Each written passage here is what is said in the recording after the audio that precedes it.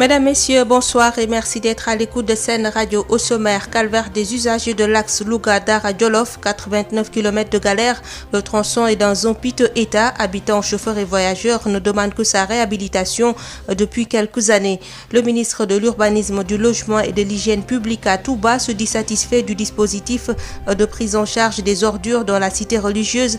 Abdou Karim Fofana annonce une centaine de bacs à ordures déjà mis à disposition dans le cadre du programme Zéro déchet. Touba a reçu ses 5 premiers points de regroupement normalisés, informe le ministre. La Sénélec et West African Energy ont signé ce samedi le contrat pour la construction de la plus grande centrale électrique de 300 MW, une centrale qui devrait être opérationnelle en janvier 2023. Le coût global du projet est estimé à 120 milliards de francs CFA. En France, près de 17 000 cas positifs de Covid-19 ont été détectés en 24 heures, un record depuis l'utilisation de tests à grande échelle selon les chiffres officiels publiés ce samedi. Voilà pour les titres, mis en onde assurée par Pape Abdoulaye Dièye.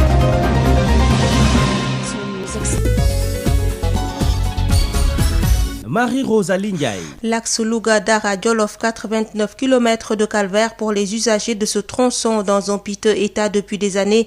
Une route quasi inexistante. Le mal n'a que trop duré. Chauffeurs et voyageurs interpellent le chef de l'État pour sa réhabilitation au plus vite.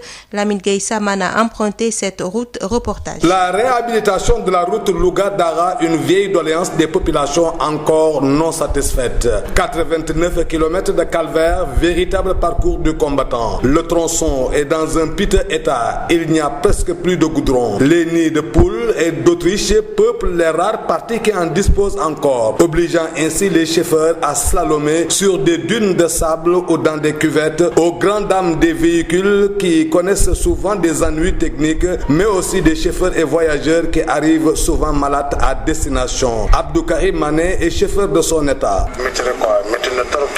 C'est dur, très dur même. Je ne parle même pas des pannes des véhicules, mais chauffeurs et voyageurs, ils laissent également des plumes. Après chaque voyage, on tombe malade. De Louga à Dara, on ne passe pas sur la route. On se fraye des passages dans la brousse. C'est vraiment difficile. Seules des urgences nous obligent à emprunter cette route. Les promesses tenues par les autorités n'ont été jusqu'ici qu'éléphant blanc. Le chef de l'État est interpellé. Abdou Karim Mané. Le Sénégal. Partout au Sénégal, il y a de très bonnes routes. Louga-Dara est le seul tronçon dans ce putain état. Nous interpellons le président de la République, Macky Sall, pour la réhabilitation au plus vite de cette route. C'est une urgence. Lamine Gueye Saman, Louga, Sud FM.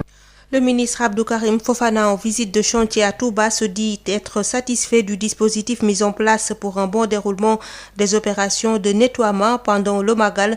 Il a visité également les différentes structures relevant de son département. Abdou Karim Sall s'exprime au micro de Adam Ndiaye. Dans la stratégie Sénégal Zéro déchet, il y a aussi un volet réservé aux événements religieux parce que ce sont des lieux de sensibilisation, des lieux aussi de production massive de déchets. Et nous avons décidé cette année, pour la première fois, de mettre un dispositif assez avancé en la matière. Il y a 50 bacs à ordures qui sont disposés dans la mosquée, 50 autres bacs à ordures qui sont installés tout le long du boulevard 28, ici à Touba, mais aussi les PRN, vous savez, c'est la grande innovation de l'année dans la gestion des déchets. Nous en avons mis 5 à Touba pour la première année, sur des zones où il y avait des dépôts sauvages. Pour remédier à cela, nous avons mis en place ces PRN. On en a mis à Dakar, à Thiès, dans toutes les grandes villes du Sénégal. Aujourd'hui, Touba reçoit ses 5 premiers PRN dans le cadre de la politique zéro déchet du président de la République. Avant même le Magal, Touba dispose quand même d'un dispositif de collecte de déchets avec l'UCG. Donc il est à améliorer, c'est vrai. Il faut faire des efforts pour pouvoir couvrir tous les quartiers de Touba, mais pour l'instant, quand même, le dispositif fonctionne bien. Maintenant, nous sommes venus le renforcer en vue du Magal et nous allons continuer à faire des études. L'autre chose qu'il faut savoir, c'est qu'avant même Dakar, avant même Saint-Louis, avant même Ziguinchor, Touba, Tivaouane, Thiès sont les premières zones à avoir ce qu'on appelle des CIVD, les centres intégrés de valorisation des déchets. Vous allez voir tout de suite. Et ces CIVD, c'est la préfiguration du nouveau mode de gestion des déchets. Parce que nous voulons de moins en moins avoir des dépôts sauvages, des zones de dépotage comme Bobos et autres. Et nous voulons aller vers des zones de traitement industriel des déchets. Donc nous allons le voir, le CIV de Touba est très avancé, le niveau de réalisation dépasse les 80% et d'ici 2021 nous allons le livrer et Touba disposera à côté de Tivaouane, de Kaolack et de Thiès des premières infrastructures de modernisation de la gestion des déchets, de traitement des déchets au Sénégal. Préparatif du Magal de Touba à Keur Massar, plus de 6000 masques vont être distribués à toutes les couches de la population, dont 300 masques distribués au GIE des artisans de la gare routière de Keur Massar. L'objectif est de permettre aux citoyens de mieux faire face à la pandémie de coronavirus, même si les tendances sont baissières ces derniers temps. C'est une initiative de Seynabou Mbaye. Elle est la coordonnatrice du collectif Non à la violence, Diapo pour le développement de Keur Massar au micro de Birama Ndiaye. Aujourd'hui, on a procédé une belle journée pour appuyer la population de Keur Massar, des masques, gel et des détergents, les daras, les chefs de quartier, les imams, particulièrement les garages, pour les soutenir comme on est dans une préparation d'une grande journée, Magal de Touba. Tous les guides religieux, ils ont donné un message pour la population prendre leurs responsabilités en mettant des mesures barrières. Et on a remarqué qu'à l'heure actuelle, la distanciation, c'est un peu difficile. Mais quand même, port des masques, c'est la meilleure solution pour éradiquer ce phénomène. Et aujourd'hui, vous avez remis combien de masques? 6000 masques à la population de Keur Massar. Mais particulièrement aujourd'hui, au niveau des garages? J'ai donné à l'heure actuelle 800 masques, donc je vais procéder encore la distribution. Ce n'est pas encore fini. Vraiment, parce que les femmes, ce sont des braves femmes. C'est eux qui sensibilisent, particulièrement, je suis là devant toi. Nous, on a vraiment collecté tous nos fonds pour gérer cette situation-là, pour aider la population sans l'appui des autorités. De train cette année, les talibés mourides de Thiès sont obligés de rallier Touba par la route. À la gare routière de Thiès, c'est déjà l'affluence ce samedi. L'Association des consommateurs du Sénégal, ASCOSEN, apporte sa participation dans la sensibilisation contre la Covid-19. Le hic, les tarifs sont revus à la hausse. Babacar Ndao. À la gare routière de Thiès, les fidèles en partance pour Touba sont au rendez-vous. Et vous avez payé combien? 5 000 francs. 5 000, c'est pas cher pour Touba? C'était 2500. Ok. Mais comme Magal, on vous l'a imposé ou bien vous voulez quitter très tôt? On nous a dit que les passes c'est à 5 000. Okay. On est obligé de payer. Okay. Malgré le coronavirus, mais on est obligé d'y partir. Okay. Avec l'indigal des khalifs, on porte les masques et tout, respecte les mesures barrières. En Magal de Touba, 0 cas de Covid-19, l'association Conseil ASCOSEN participe à la sensibilisation contre la Covid-19. Mohamed Sissé est le vice-président de l'ASCOSEN. Nous sommes venus pour la deuxième fois à la gare routière de Thiès pour faire une campagne de sensibilisation pour le port de masque et l'utilisation des gels antiseptiques. Un thermoflash a été donné. Tout cela, nous demandons à ce que ça soit destiné aux usagers. Les responsables de la gare routière de Thiès saluent l'initiative. Ousmane Niang est le secrétaire général du regroupement des chauffeurs de la région de Thiès. Nous allons vraiment faire de sorte que les usagers puissent en bénéficier et assurer les mesures barrières. Maintenant, par rapport à la circulation et à la prévention routière qui doit être de mise lors du Magal, nous ne cessons de demander aux chauffeurs vraiment de vérifier les pneumatiques, les freins et tout, de faire en sorte qu'on puisse avoir un Magal sans accident. La sécurité routière préoccupe également les fidèles de Thiès, si l'on sait qu'il n'y aura pas de train cette année, compte tenu de l'état de dégradation avancée de la voie entre Thiès et Touba. Babacar Ndao, Thiès sur FM. Un collège de proximité à Guitir, c'est dans un village situé dans la commune de Ndiaganiao, une école construite par les fils du territoire grâce au projet Un villageois, un sac de ciment. Le SEM sera opérationnel dès la prochaine rentrée scolaire. Cette zone polarise plus de 7 villages avec environ près de 1500 élèves. Un vrai ouf de soulagement des habitants de ces localités qui ne supportaient plus les cas de déperdition scolaire du fait de la distance. Dr Tenningsen, directrice générale de l'Agence nationale pour l'aquaculture, y a apporté un soutien financier de 3 millions de francs CFA. On l'écoute avec Moustapha Sall. Guitir est un village presque frontalier entre Ndiaganiao et Fissel, mais qui fait partie de la commune de Ndiaganiao. L'objectif de notre visite aujourd'hui, c'est de venir apporter notre soutien à la population de Guitir qui a eu l'idée et l'initiative de démarrer un projet de construction d'un CEM parce que simplement ils sont très loin du CEM de Ndiaganiao et cela pour en tout cas améliorer les conditions d'études de leurs enfants. Trouvant cela très volontariste et très noble. Dans cette initiative également, ils ont été appuyés, comme l'a dit le président du comité de pilotage, par l'ambassade de Thaïlande. Étant fille de la localité, qu'aujourd'hui, qu'ils ont besoin d'un soutien, j'ai jugé vraiment nécessaire de venir leur soutenir aujourd'hui pour pouvoir achever ce projet de construction, dont l'objectif est que le CM soit fonctionnel d'ici la rentrée prochaine. Et Inch'Allah, je pense qu'à partir de cet appui, ils pourront atteindre cet objectif. Bon, c'est une enveloppe à hauteur de 3 millions. Nous jugeons modeste, mais c'est en fonction également de leur devis qu'ils avaient présenté pour achever les travaux. On est tout le temps auprès de la population de Ndiaganiao, à leur attente et à leur sollicitation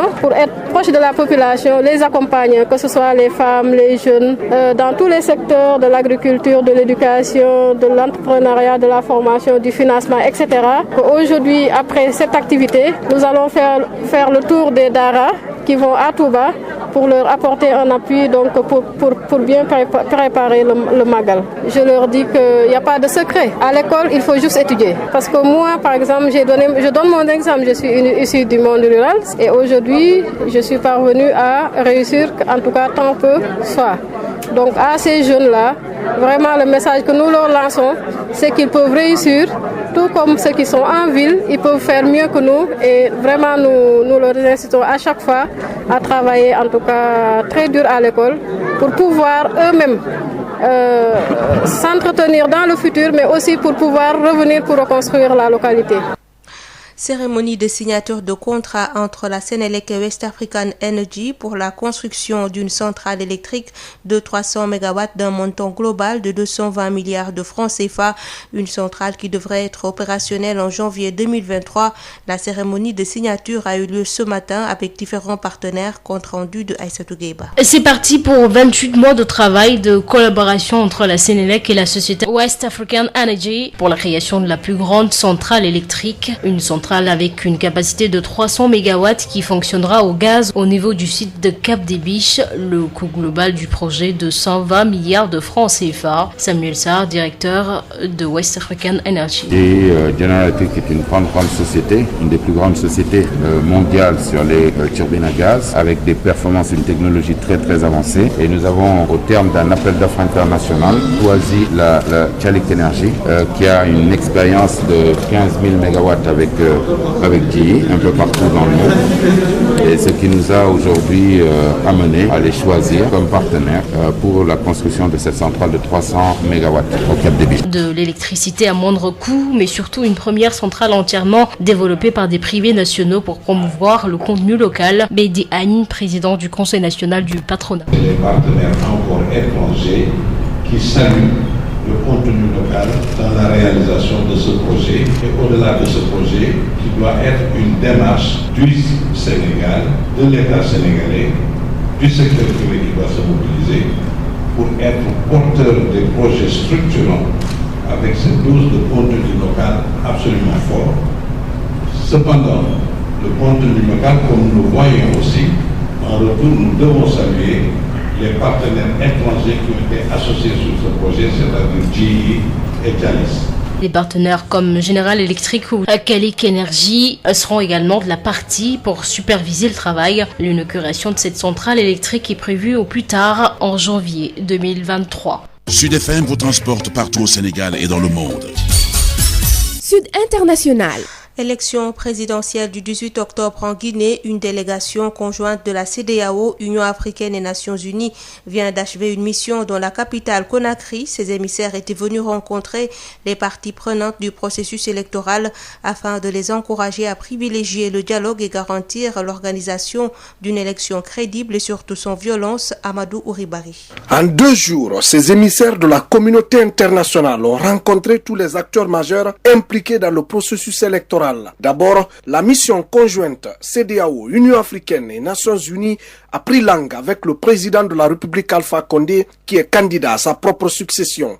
Ensuite, c'est au tour du Front national pour la défense de la Constitution qui lutte pour empêcher le 3e mandat de recevoir la mission conjointe. Par la suite, la délégation a échangé avec les 11 autres candidats à liste, mais aussi des acteurs de la société civile et mouvements syndicaux. Au terme des concertations de 2 jours, le commissaire aux affaires politiques, paix et sécurité de la CEDEAO a d'abord précisé que l'objectif de la mission était de rencontrer les parties prenantes au processus électoral afin d'encourager et d'approfondir le dialogue entre les différents acteurs en vue de garantir la tenue d'une élection crédible, transparente, inclusive et surtout sans violence. Ensuite, Général Francis Béhanzien a exprimé ses préoccupations par rapport au manque de confiance entre les différents candidats et les discours haineux et ethniques que tiennent certains d'entre eux. La mission exprime sa vive préoccupation à cause, dit-elle, du manque de confiance entre les acteurs. La mission a par ailleurs encouragé les autorités à sécuriser le processus électoral, tout comme la protection de l'intégrité physique des candidats et de leurs militants avant, pendant et après le scrutin. Aux forces de défense et de sécurité, elles sont invitées à agir avec professionnalisme pour la sécurisation de l'élection et d'éviter l'excès excessif de la force.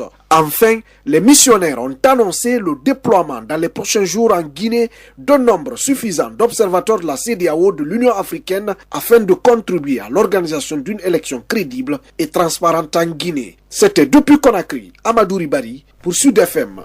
Près de 17 000 cas positifs de Covid-19 ont été détectés en 24 heures en France, un record depuis l'utilisation de tests à grande échelle selon les chiffres officiels publiés ce samedi. Le nombre exact de contaminations en 24 heures est de 16 972 selon les données de l'Agence sanitaire Santé publique France. Pour retrouver un nombre comparable, il faut remonter au 24 septembre avec un peu plus de 16 000 cas. Marie-Rosalie Ndiaye. Mesdames, Messieurs, c'est la fin de cette édition. Je vous rappelle les principaux titres développés. Calvaire des usagers de l'axe Louga-Dara-Djolof, 89 km de galère. Le tronçon est dans un piteux état. Habitants, chauffeurs et voyageurs ne demandent que sa réhabilitation depuis quelques années. Le ministre de l'Urbanisme, du Logement et de l'Hygiène publique à Touba se dit satisfait du dispositif de prise en charge des ordures dans la cité religieuse. Abdou Karim Fofana annonce une centaine de bacs à ordures déjà mis à disposition dans le cadre du programme Zéro Déchet. Touba a reçu ses 5 premiers points de regroupement normalisés, informe le ministre. La Sénélec et West African Energy ont signé ce samedi le contrat pour la construction de la plus grande centrale électrique de 300 MW, une centrale qui devait être opérationnelle en janvier 2023. Le coût global du projet est estimé à 220 milliards de francs CFA. L'actualité internationale a complété cette édition mise en onde par Pape Laye. Merci de nous avoir suivis et bonne suite des programmes sur Sen Radio.